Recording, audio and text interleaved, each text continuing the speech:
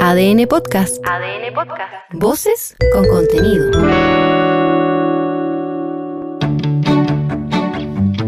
Somos iguales, somos diferentes. Somos 19 millones de temas por conversar. Somos País ADN, con Aldo Schiapacase y Piedad Vergara. ¿Ustedes creen que los tres del refugio, estamos bien en el refugio los tres, tienen que pagar su propio rescate o no? Que es la moción política que está dando vuelta con respecto al tema. No les va a poca gente en Chile le alcanzaría, entiendo que son 100 millones de pesos. Pero es que además conlleva una serie de cosas porque en la operación de rescate habría que entrar a evaluar qué es correcto y qué es incorrecto, digamos. Ellos levantaron una barrera, pasaron donde no se podía pasar, andaban con un auto con encargo rojo. Yo creo que hay que indemnizar a Codina porque no vio el Mundial. No pudo ver la final. Yo parto por eso. Porque andaba buscando a la gente al refugio, y lo que es peor, aún peor, sí. Pero claro, entrar a catalogar a la gente que hay que rescatar, si estaba correcta o incorrectamente perdida, digamos, yo encuentro, Gonzalo, que es raro. Es difícil. ¿Catalogarla? ¿Sí? En este sentido de que se había anunciado todo lo que iba a pasar, fue temeraria la acción que cometieron, digamos. Y costó plata. Vamos a hablar de esto, ¿en serio? Hablemos de esto. Pero en serio, hablemos en serio. El debate político que está instalado es si hay que pagar o no hay que pagar. O sea, si ellos tienen que pagar o no pagar el rescate. ¿Y el Tiene que pagar, suspiro, tiene que Gonzalo? pagarse un refugio. ¿Ah? ¿Por qué suspiraste? ¿Qué te pasó? No, es que ha sido muy divertido el caso. Por eso hay que hablar, pero Yo los memes. no tengo juicio moral alguno No. con respecto a lo que estaban haciendo en el refugio. Salvo el juicio moral de qué pones tú en redes sociales como para identificarte. Mucho filtro. Demasiado. Bueno, pero igual es cierto que podría poner yo. Que seguiremos de cerca cuáles son las Yo me he consecuencias sacado que esto la tiene. papada un poco, pero no. No, pero todo Con hace límite. un poco eso en las redes sociales, el efecto que provoca, digamos. ¿Qué foto mía pondría? A ver. No, si uno siempre tiene una foto regalona, digamos. Sí, pues, pero tiene que ser más o menos... La mía es como tengo 19, todavía la pongo. Bueno, pero es un buen ¿Mucho Haciendo cambio? la una primera buena comunión. anécdota para dar cuenta de que si en el futuro a uno le ocurre algo, hay que poner una foto que más o menos calce con el estado actual. No, la del carné, por último. Si esa uno siempre... No, Olvídalo. la del carnet no. Olvídalo. Pónganme cualquier foto menos la del carnet. No, es espantosa la del carné. En color, por último, porque esto de que sea como en blanco y negro es terrorífico. Pero se entiende que tenga que Salgo ser así. con un ojo cerrado. No, yo no sé, no, es espantoso. Pero no sé, por último quizás es más fidedigna a la realidad. Sí, la reacción fue media... Yo tengo miedo cuando ocurren este tipo de cosas porque entiendo que si me quedo encerrado con gente en un refugio con ustedes, por ejemplo los panelistas, la primera víctima sería yo, digamos.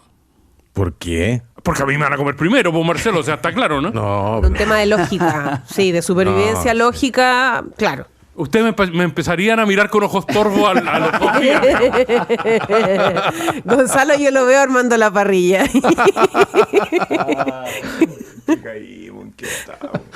En eso estamos. Estamos bien. En eso estamos. Esto va a ser tema de fonda. Sí, totalmente. Sí, por supuesto. Ponla la- Nombre de Ramá de todas maneras. Claro. Estamos hoy día con Marcelo Mella, investigador del Departamento de Estudios Políticos de la Universidad de Santiago, cientista político, columnista y escritor. Marcelo, bienvenido, un gusto, Hola, como buenos siempre. días. Un gusto. Con Gonzalo Muñoz, sociólogo y profesor de la Facultad de Educación de la UDP, miembro del Consejo Nacional de Educación. Gonzalo, bienvenido. Muchas gracias. Y con Cristian Stewart, abogado y director ejecutivo de Idea País. Cristian, bienvenido. Muy buenos días. Ya, pues tú pusiste el primer tema, pero no vamos a hablar de eso más. No, ¿O sí? Pese a que en algún momento podemos volver al tema con la experticia de Gonzalo. Por las tías del jardín, digo yo. Educación, claro. Hablemos de partamos con lo contingente, lo que pasó anoche. ¿Qué sensación les deja lo del subsecretario de Hacienda? Lo positivo en un test de droga. Falso positivo, dicen desde el gobierno, podría ser. Él sobre todo. Él sobre todo dice eso, claro. Pero presenta su renuncia. ¿Qué sensación te deja? En un momento tan... Porque además en un momento tan crítico en términos de cómo ha apurado este gobierno la mega reforma en horas, digamos. La ha apurado en horas y ahora sufre una dilación que es bien importante, ¿no? Sí, yo creo que esta semana ha sido particularmente tumultuosa y de muchos hechos no menores para el gobierno. Evidentemente la aprobación del proyecto de ley de reconstrucción nacional o mega reforma, es el hito más positivo que tiene el gobierno en esta semana, pero partió con la parte final de una emergencia que lo tuvo absolutamente concentrado en eso, y me parece que eso fue correcto en general. Ha habido una crítica bastante favorable respecto de cómo se planificó, y así partió la semana. Luego tuvo la entrevista a Mara Sedini, que es un tema en sí mismo y que intentaré pasar para ir al tema que tú propones. Que también encuentro que reaccionó bien el gobierno. El ministro Alvarado, para mi juicio, fue un astro respecto a la forma en que dijo, Soy fome, dijo. que no había dicho, que no había visto la entrevista, y sin embargo pidió disculpas por los fome de las declaraciones. Y esto efectivamente es un timing especialmente malo para la tramitación de la megareforma. Yo diría algunas cosas respecto a esto. Primero, la reacción es coherente no solamente con lo que hay que hacer, que es remover a alguien que evidentemente cuenta con una carga que es incompatible con el ejercicio de la función pública, sino también es coherente con la postura que ha tenido el entonces candidato y actual presidente Kast respecto del tema de las drogas, que ha sido particularmente intolerante, ha planteado una tolerancia cero en su discurso, y me parece que esto es una puesta a prueba bastante clara y ha actuado de manera correcta. Hay personas que dicen que, dado que respecto a la misma muestra hubo primero un resultado negativo y ahora uno positivo, podría haberse actuado de manera distinta, y con independencia del caso particular del subsecretario, que no lo está pasando muy bien. Sí creo que no le cabía otra reacción al gobierno, porque uno podría pensar respecto a una acusación en el caso Monsalve, en el fondo, si hubiera sido razonable esperar. Todos pensamos que no. Y, en fin, es difícil controlar un estado lleno de personas que puede tener este tipo de cosas, pero me da la impresión de que a pesar de lo difícil y lo complejo que es el caso humano del subsecretario, no le cabía otra respuesta al gobierno. Marcelo, Mella. Sí, yo creo que son de aquellos temas que se inflan intencionalmente. Me parece que no hay otra decisión posible que el subsecretario salga del ministerio.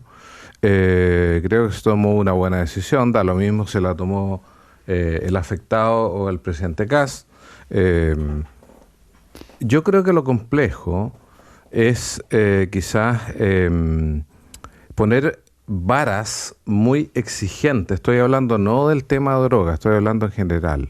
Varas muy exigentes desde el punto de vista ético, cuando uno sabe que hay situaciones como esta, que hay un examen negativo y uno positivo, que requieren quizás una tercera muestra.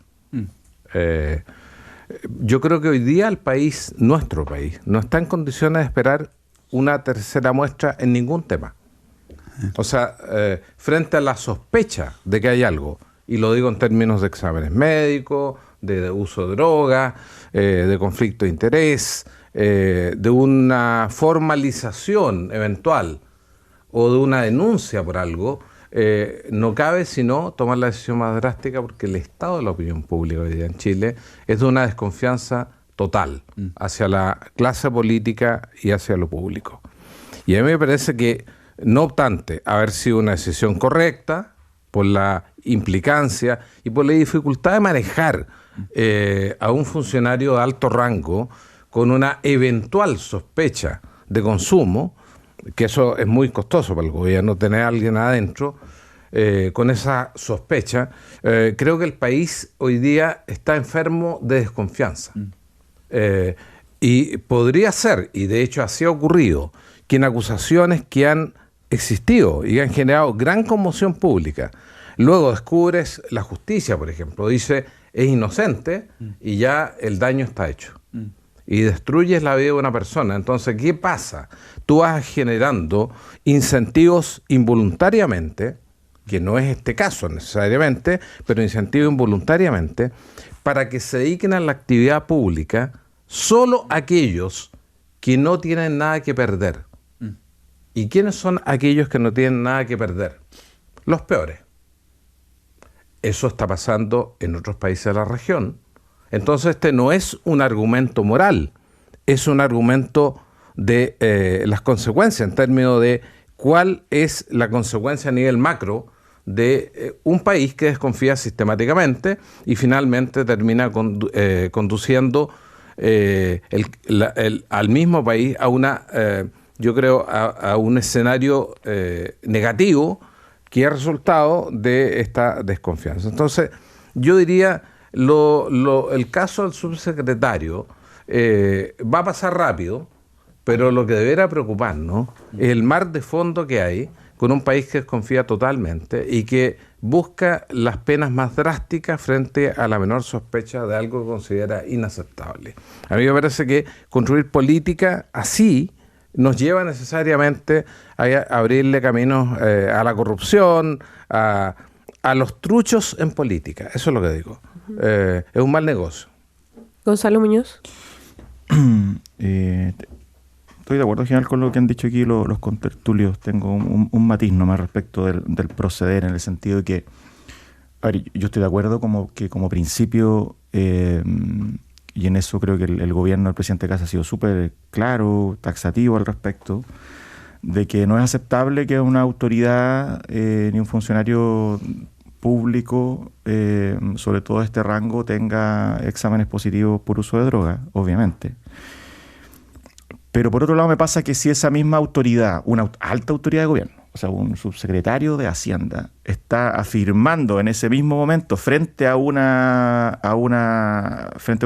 examen positivo, después de las 2 muestras, y esa propia autoridad, una alta autoridad de gobierno, o sea, pongámonos que esto le hubiera pasado a un ministro de Estado, cercano o más cercano a lo mejor al presidente Kast, y esa persona te está diciendo que efectivamente esto es falso, porque eso es lo que está en juego, eso es lo que está diciendo Rodríguez. Sí. Ojo, es distinto a un caso cuando hay un examen, esa persona está escondida o no ha dicho nada, pero esa misma persona a las mismas horas está afirmando que es una situación falsa, ¿verdad? Sí. Chuta, yo me hago la pregunta del punto de vista igual de la justicia. No conozco a Pablo Rodríguez, no tengo idea como de su vida, y es verdad que está en juego la fe pública, pero ojo también respecto de cómo estas definiciones políticas razonables, como puede ser la de hacer completamente inaceptable el consumo de drogas en las autoridades públicas, convive igual con una forma de proceder para eso que sea eficiente, que sea justa, que respete el debido proceso mínimo para las personas,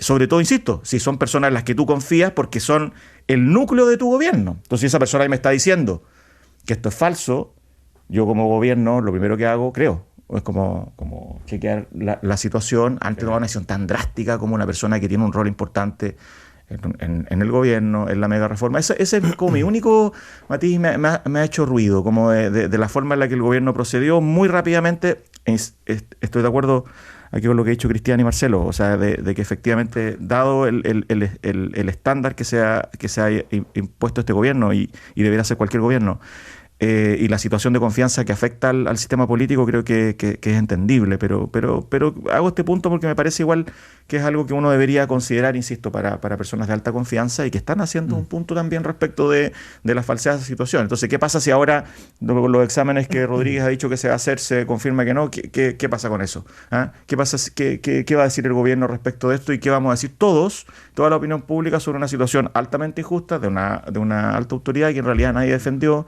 y que nadie dio el espacio para que la situación se evaluara? Eso es lo que a mí me pasa con la situación.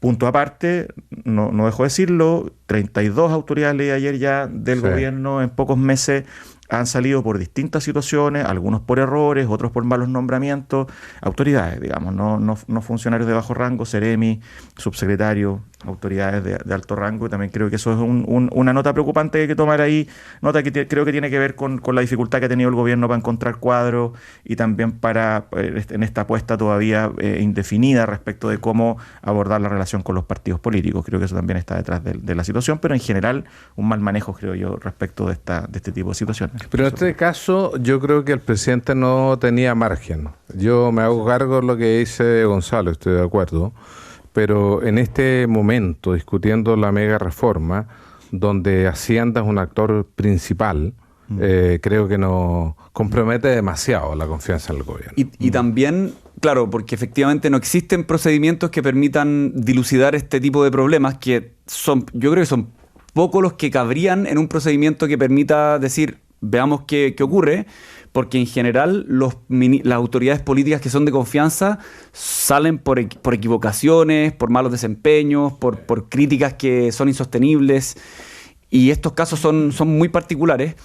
Dado que no existe algo así y que efectivamente la fe pública pende de un hilo, creo que el presidente Kast lamentablemente no tenía otra opción, pero es muy cierto lo que se dice acá. Es cierto que cuando hay dos muestras que son contradictorias, cuando hay una autoridad o una ex autoridad como Juan Pablo Rodríguez que señala que él no consume, cuando es un cargo de confianza, en el fondo lo que dices tú, Gonzalo, es muy cierto. ¿Cómo juega la confianza respecto de un tema que la persona de tu confianza dice que es falso? Entonces es complicado, pero lamentablemente, guste o no, yo creo que no tenía otra salida precisamente por lo vilipendiada que está la fe pública. La fe pública, la confianza. Gonzalo, en tu criterio, en lo de Mara Cedini, ¿qué es lo peor? Porque hay una serie de acusaciones que hace alguien que viene saliendo del gobierno. No es primera vez que alguien que sale del gobierno hace crítica, pero creo que pocas veces torpedea tanto una suerte de imagen que había tratado de construirse. Que otra vez en evidencia como presión a los partidos por obtener cargo, que haya un diseño comunicacional que baja del segundo piso, que el abrazo de la primera dama estuvo absolutamente fuera de tono y fuera de lugar. ¿Cuál de todas las declaraciones de Mara Cedini te parece que golpean más al gobierno?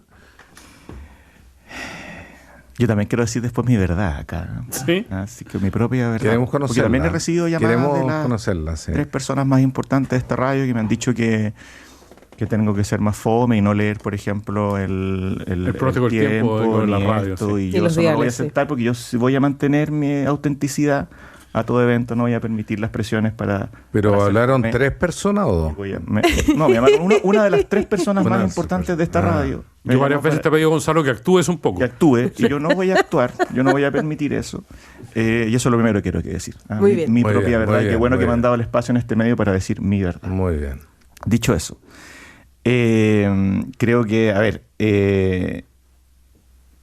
yo no estoy de acuerdo con la gente que dice que no es correcto o que no corresponde que una ex ministra plantee su punto de vista político, comunicacional, personal de cómo vivió esto. Yo no creo en eso, creo que es legítimo y que una ex ministra como Mara Cedini haya otra cosa del formato y cada uno podrá tener su opinión respecto de cuál es la estrategia que está detrás de ellas. Es como que es difícil como suponer esas intenciones y creo que no corresponde. Desde el punto de vista político, como lo relevante, creo yo, es que efectivamente quedó de manifiesto, en mi opinión, que efectivamente la ex ministra Cedini tenía una baja preparación para enfrentar un desafío político de la envergadura que éste tenía. Yo creo, básicamente por la manera en la que también ha terminado construyendo una posición política y una relación con el mundo que supuestamente la acogió, ¿verdad?, para asumir una responsabilidad tan importante, ¿ya?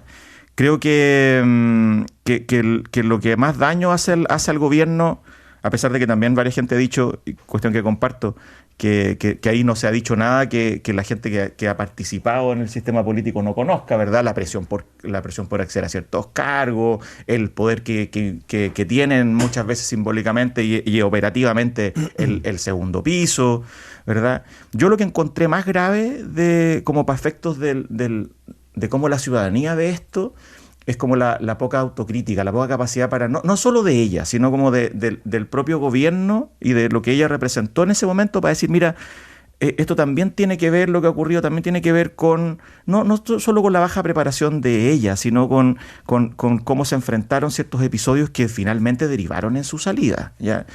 Y creo que eso es para mí como lo más complejo de la forma en la que se ha planteado. También debo reconocer que me hace ruido que esto haya ocurrido en un momento como el que estábamos viviendo. También se ha dicho un poco esto en el debate público, ¿verdad? De hacer este punto, claro, en medio como de la situación que estamos viviendo como país, en discusiones grandes. Creo que es legítima su opinión, creo que hace un daño al gobierno, sí, y creo, y cierro con esto, al final, que es una manifestación también de un problema que tiene el gobierno y que tiene el oficialismo actualmente, que es resolver el poder relativo, por decirlo así, la posición que cumplen ciertos activistas, como era la exministra Cedini, comunicadores, ¿verdad?, y el sistema político, los partidos y los agentes que evidentemente hoy día siguen con una insatisfacción respecto a la posición que cumplen dentro del gobierno, y Cedini hace varios puntos que tienen que ver con eso, con la forma en la que se distribuye finalmente el poder dentro del oficialismo. Así que creo que creo que esto va a seguir dando que hablar un rato, pero me pasa que veo ahí finalmente una dificultad de Mara Cedini también para decir, bueno, como los problemas que hemos tenido también son aprendizajes, porque si no uno siente como que no avanzamos. Marcelo Mella. Sí. Ay, perdón. Cristian, dale. Cachipún, ya, Cristian. Gracias. Yo pienso que evidentemente esto es algo legítimo. Ella tiene, me imagino yo, una pretensión de reivindicar su reputación, que quedó particularmente dañada, no después, sino durante el ejercicio de su cargo. Y evidentemente eso es absolutamente atendible. Yo creo que es un error garrafal y me parece que es absolutamente inexplicable por qué lo hace. Porque ¿quién gana acá? Es solamente Sin Filtro, no gana absolutamente nadie más. Hizo Olavarrieta, que yo encuentro que lo hizo bastante bien, porque le dio el espacio, le apretó en alguna forma. Estaba muy echado para atrás, encuentro yo. Sí, en las preguntas digo yo al menos. Casi horizontal. Sí, y yo no le escuchaba a ratos lo que decía. Ella la escuchaba muy bien y a él tenía que elevar el volumen, porque yo vi los cortos después, no vi la entrevista completa. Pienso que es inexplicable porque evidentemente, a mi juicio, ella no gana. Ella no sale mejor parada respecto de la posición en que estaba, porque también, a mi juicio, en la vida, pero particularmente en política, dentro de la ecuación para poder reivindicar la imagen de alguien que quiere hacer eso, el paso del tiempo es absolutamente crucial. El tiempo ayuda mucho porque la memoria colectiva se va disolviendo, porque también uno se puede rearmar con otras acciones, con otras, digamos, dedicaciones profesionales en el intertanto, y creo que eso se desatendió por su parte, y también se desatendió la fórmula, el medio, el setting, porque una entrevista escrita es mucho más razonable y permite preparar mucho mejor cuestiones que una entrevista en la fórmula Sin Filtro son más difíciles. Y simplemente para cerrar, yo creo que el gobierno también tiene que, así como ella hace una autocrítica cero, porque es cero, no es poca, yo creo que tú dijiste, porque yo creo que es cero. El gobierno también es difícil para el gobierno, porque reconocer que se equivocó en esa decisión es imposible, pero en algún sentido me parece que tiene que existir una reflexión de parte un poquito más oficialista y formal de parte de la derecha para entender que decisiones como esa son errores y que no se pueden volver a cometer. Ahora sí, Marcelo Mella. Yo creo que lo de Cedini tiene como tres claves para mí. Uno, refleja el error grande, como diría el sabito morrocotudo, en el nombramiento de Cedini. Los buenos agentes de campaña no son necesariamente buenos funcionarios del gobierno. Eso es más viejo el hilo negro. No veo nada nuevo en eso. Y en este caso es evidente. Gonzalo decía, han sido como 20 y tantos, dijiste, nombramientos fallidos. 32.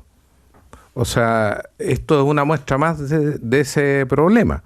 Y un problema que tiene que ver con las decisiones del presidente, pero también con la falta de contingente dentro del espacio más cercano de este gobierno. No hay gente preparada para asumir funciones de gobierno de alto rango. Y el caso de Mara Cedini es una demostración más. Lo segundo es que creo que es un lanzamiento prematuro de una carrera política de Cedini en el nuevo estilo, en el nuevo formato. Yo no creo que hayan puras razones personales en esta entrevista. En el programa, después de la entrevista de ella, estuvieron Axel y Johannes Kaiser. Me parece que la señal política es evidente. Libertarios la va a acoger como eventual candidata, y yo no descartaría que en la próxima parlamentaria Mara Cedini fuera candidata a diputada. O sea, pero ¿qué muestra eso en términos estructurales?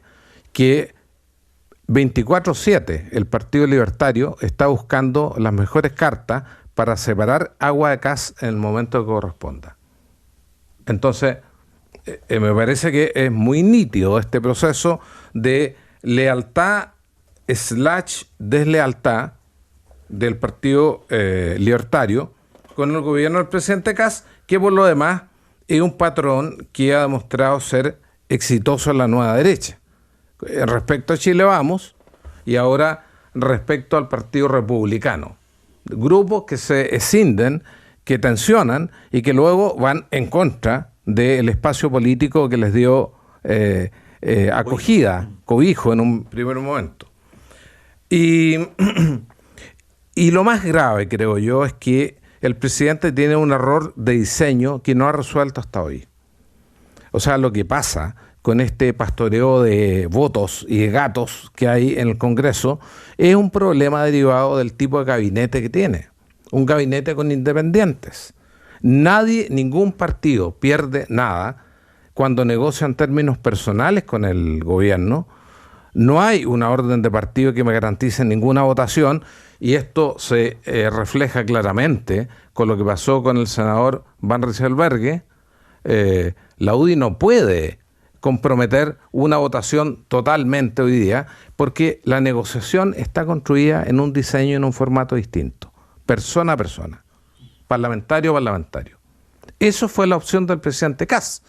Y como tenía 26 votos, el riesgo de que se caiga uno o dos es muy alto. Me parece que lo de Sedini refleja también un error más general de diseño al momento de configurar el gabinete. Tanto independiente, yo creo que proyecta eventualmente nuevas situaciones como la de Steiner, la de Sedini y otras en el futuro, la de la ministra del Deporte, Ducó, que pueden ser muy sabrosas en términos comunicacionales, pero van a ser seguramente una piedra en el zapato del gobierno. Hacemos País ADN con Marcelo Mella, Gonzalo Muñoz y Cristian Stewart esta mañana. Claro y Netflix se unieron para darte la mejor entretención. Ahora que Netflix está incluido en los planes de Claro, ahorra y disfruta grandes contenidos pagando en una sola boleta. Disfruta con Claro y el respaldo de su red de fibra de Arica a Punta Arenas. Claro por ti, cada día mejor. Mensaje para los empresarios. Bienvenidos a una nueva era de empresas más ágiles, más rápidas y más inteligentes. Las empresas agénticas. Con Defontana integras inteligencia artificial que automatiza, anticipa y mejora tus decisiones. Evoluciona con Defontana, el único ERP agéntico de Latinoamérica. En invierno hay dos tipos de personas, las que ponen una frazada más y las que aprovechan las ofertas del carnicero para cocinar. Encuentra a los maestros en la región metropolitana, Antofagasta, Valparaíso, O'Higgins y el Maule, el carnicero Maestros en Carne. Y sabe que existe una forma segura y rápida de entregar los medicamentos en el centro de salud. Y Locker Medical de Maletec hace esto posible, ideal para centros de salud y farmacias que buscan eficiencia y seguridad. Conoce más de este servicio en maletec.cl. Quisiera aprovechar la experticia de Gonzalo Muñoz para un tema que ha estado dando vuelta y que ha estado también en este panel en torno el tiempo, a... ¿no? ¿Ah? ¿El tiempo? O las frecuencias no de... es el tiempo. Deberían mencionar al menos 3 radios del norte chico que están siguiéndonos, Gonzalo. Están atentos. Tongoy 98.9, Ovalle 98.1 y bueno, Copiapó 101.7, que tenemos que saludarlo a todos ellos y un abrazo grande a toda la gente, lo ha pasado mal. Pero la otra experticia, como miembro del Consejo Nacional de Educación, quisiera preguntarte, Gonzalo, porque es un tema que está muy sobre la mesa del debate en torno al proyecto que presenta el gobierno, que es muy distinto al proyecto original que había pensado y que ha despertado controversia en torno a lo que estamos pensando en el sistema de admisión educacional en nuestro país, que de verdad es jodido, ¿no? A ver, el gobierno comprometió desde la campaña una reforma al sistema de admisión. Y esto es un tema que hemos conversado acá porque es importante, porque afecta mucho a las personas, la cotidianidad de la experiencia educativa. Parte con la llegada de la elección a un colegio y una escuela, un liceo. Y bueno, y el gobierno presentó una reforma al SAE hace ya un poquito más de un mes.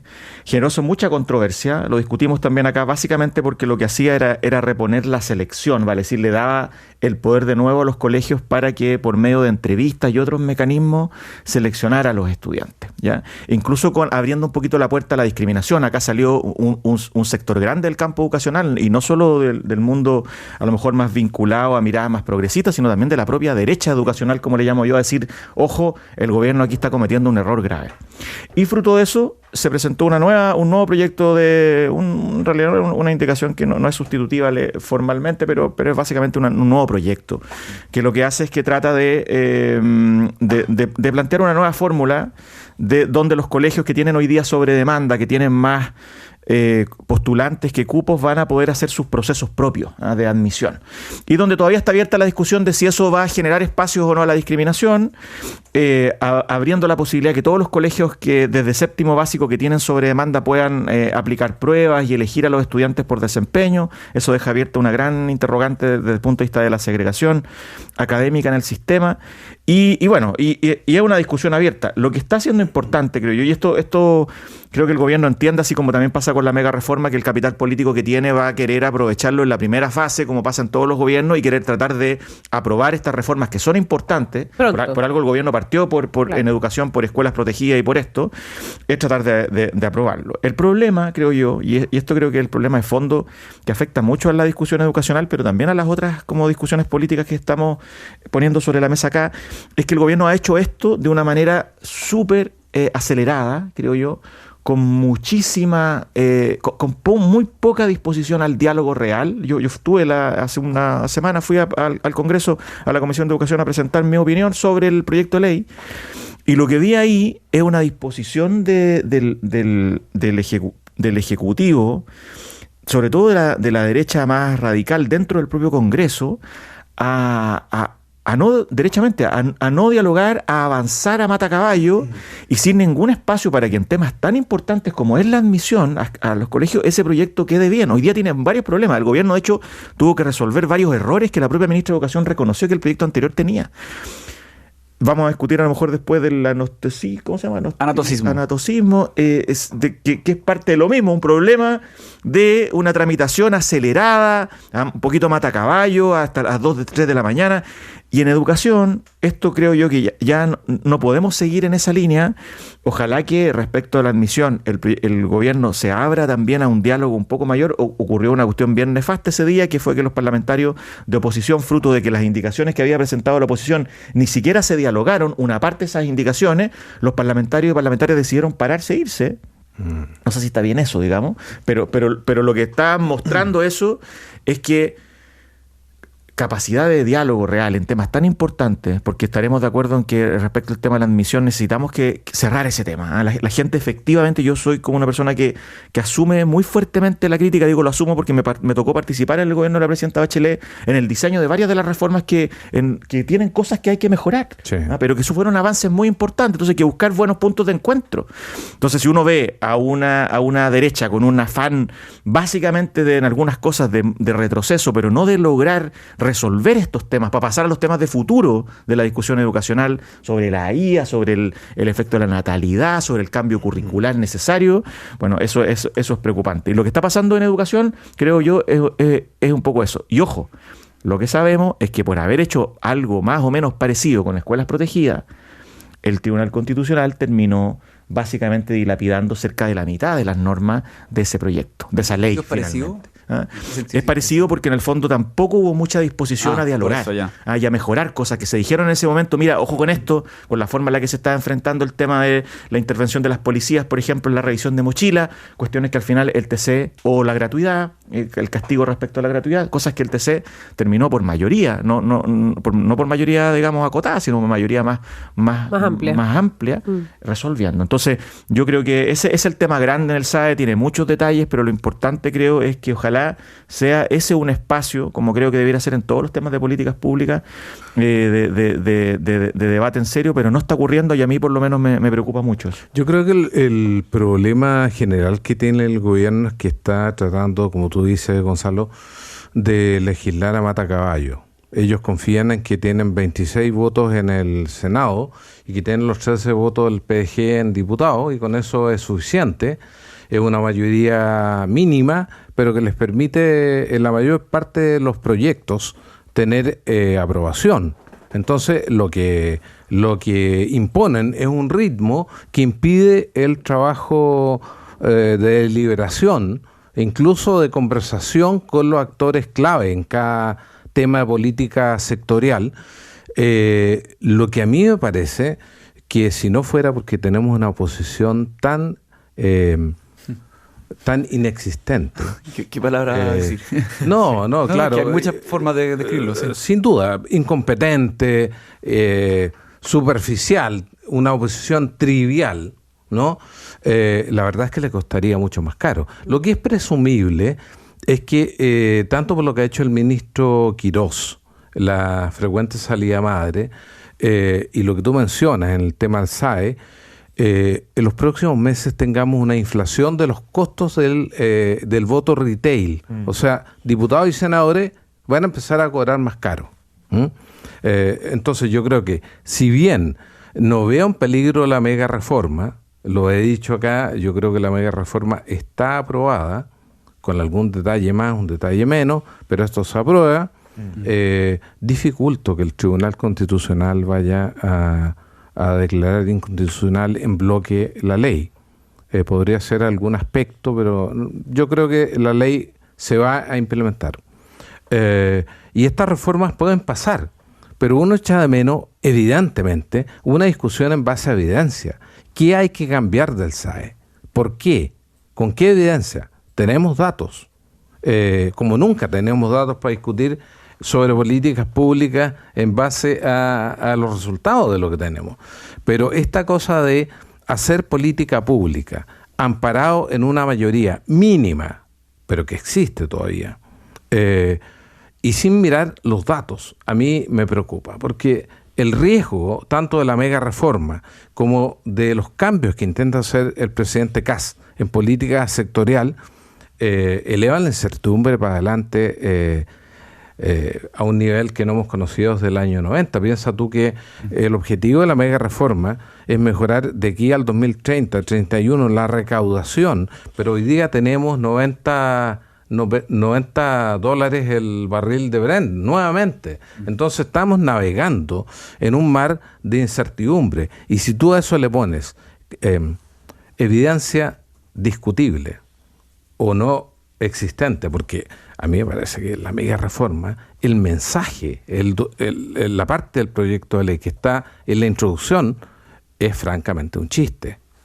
Solo en Chile puede pasar eso, de que presenta un proyecto de ley con supuestos que todos los expertos han dicho que no se van a cumplir y se aprueba íntegramente. Eso, con el tiempo, en los textos de historia, yo creo que lo vamos a estudiar como un caso de una mala forma de hacer una política pública ambiciosa y que necesita obviamente el país, pero mal implementada. Cristian.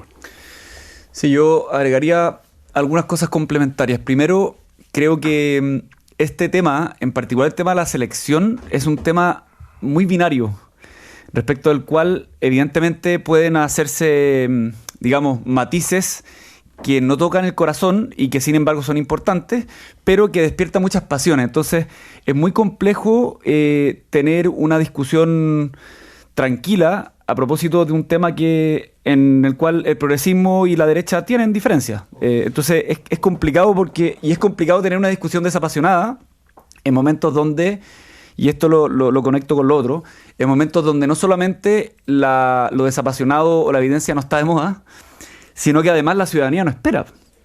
Entonces, yo creo que el problema de todo esto, y esto también está, porque aquí hay muchos actores o elementos que conjugan negativamente para este escenario.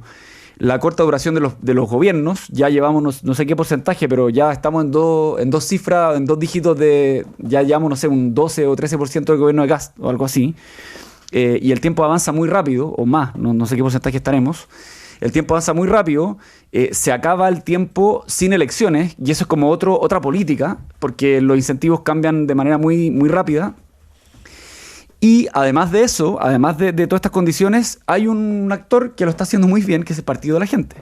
Y el Partido de la Gente ve que puede copar el lugar donde la oposición, a mí me gusta describir el estado del arte de la oposición como desorientada, totalmente desorientada. Yo la veo desorientada total, con mucha cuña fácil, la ultraderecha, etcétera, el gobierno de los súper ricos, pero con cero capacidad de proponer nada alternativo, absolutamente nada.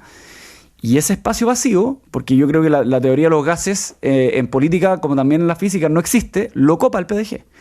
Y el PDG está haciendo la pega muy bien.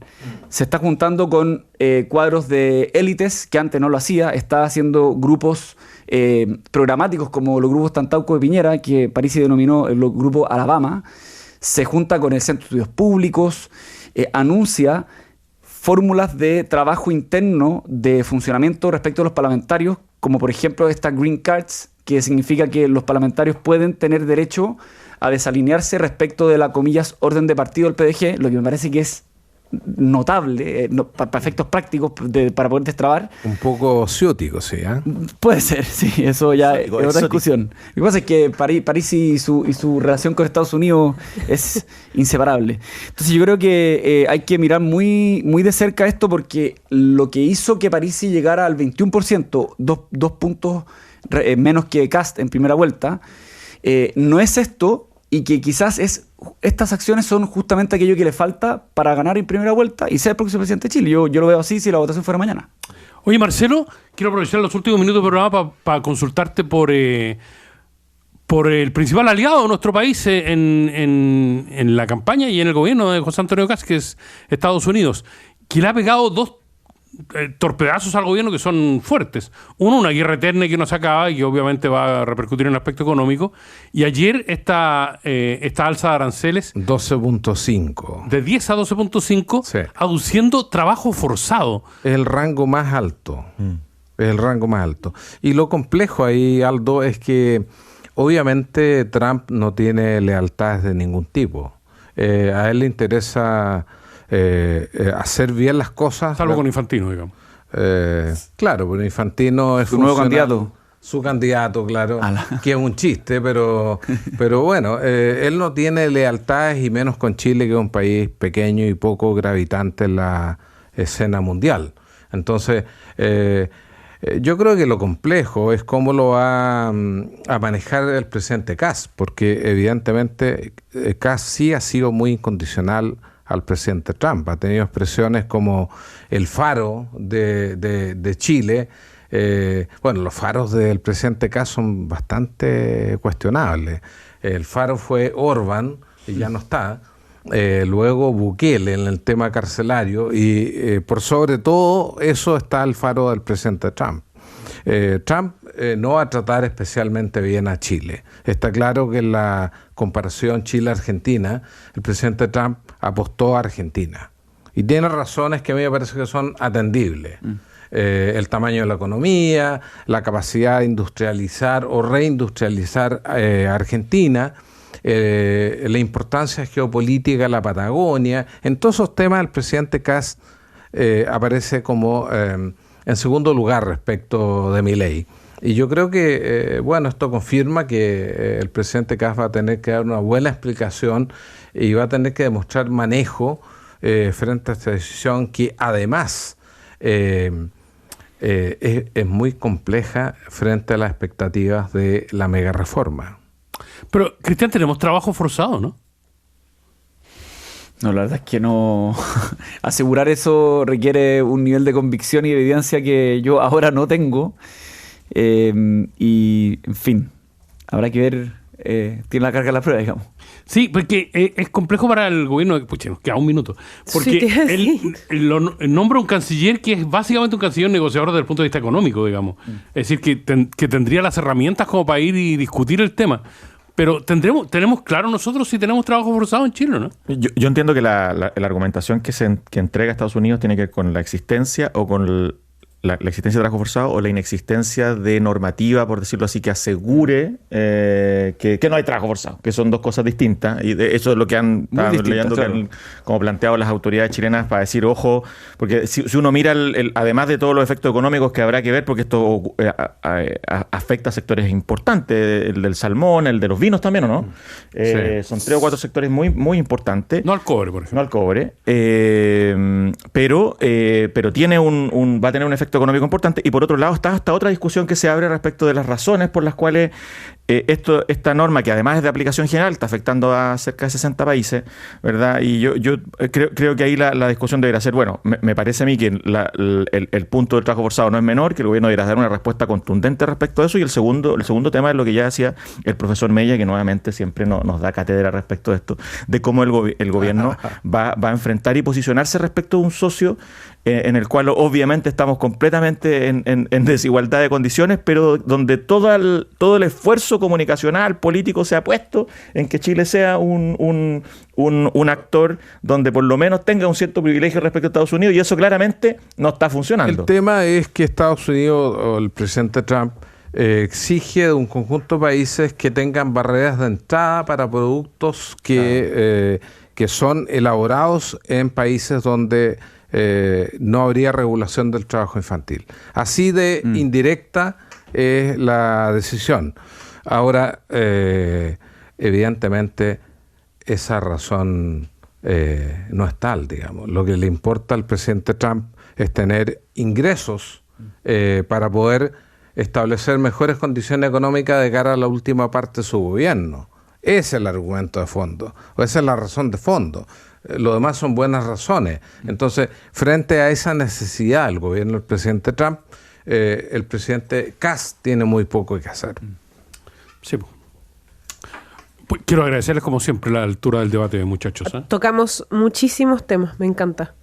Alcanzamos a debatir muchos temas, chicos. Muchísimas gracias. Gonzalo Muñoz, Marcelo Mella, Cristian Stuart, hoy día aquí en País. Van a la montaña el fin de semana, ¿no? Hay por buen si acaso. tiempo, ¿eh? Hay buen tiempo. Dicen que va a haber 5 horas de taco para subir a Farellones. Oye, nos escribe uno de Oye, nuestros... tenemos otros lugares de cordillera en nuestro país, no es necesario solo ir a Farellones. Yo tengo tallarines para cocinar. Otro de nuestros panelistas habituales, Danilo Herrera, que nos corrige la cifra de gente que se ha ido del gobierno en estos meses. Gonzalo. 34, porque son 2 ministros, 5 subsecretarios, 27 seremis. Grande Danilo Herrera. Gracias, Siempre es bueno Danilo, que haya gente como Danilo Herrera Oye, que sí. está en eso, escuchando además. Gran programa. valor. Un gran abrazo para Danilo y que nos corrija Gran valor, estas gran dos valor. cifras. Saludos, Danilo. Ahora, si nos queramos cerrar un refugio, levanten la mano. ¿Quién querría quedarse con Danilo Herrera? Yo no. No, yo Volvemos de tampoco. inmediato en País ADN. Esto fue País ADN, con Aldos Quiapacase y Piedad Vergara. Conversación, actualidad y los temas de hoy. ADN, la voz de todos para todo Chile.